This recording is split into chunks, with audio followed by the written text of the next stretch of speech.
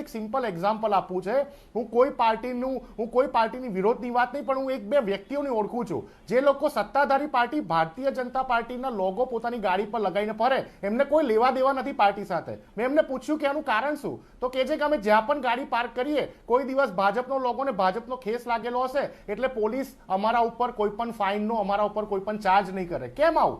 જ્યારે તમે સત્તાધારી પક્ષમાં છો, તમે વિરોધ પક્ષનો કોઈ વ્યક્તિ, કોઈ નેતા આ રીતની અસામાજિક પ્રવૃત્તિ કરતા પકડાતો હોય એના પર તરત કેસ થાય છે, પણ સત્તાધારી પાર્ટીના કાર્યકર્તાઓને, નેતાઓને પ્રોટેક્શન કેમ આપવામાં આવે છે? આ મારો સવાલ છે. હું તમને ગઈકાલની જ વાત કરું, આખા ભારત દેશમાં જ્યારે વાત આવી, કોંગ્રેસે પરમ દિવસે આંદોલન કર્યા ત્યારે કોંગ્રેસના કાર્યકર્તાઓને આંદોલનની પહેલા જ પોલીસે 2-3 કલાક અટકાયત કરી, અને ગઈકાલે બીજા દિવસે ભારતીય જનતા પાર્ટીના કાર્યકર્તાઓએ રોડ ઉપર આવીને પૂતળા બાળ્યા કોંગ્રેસના નેતાઓના.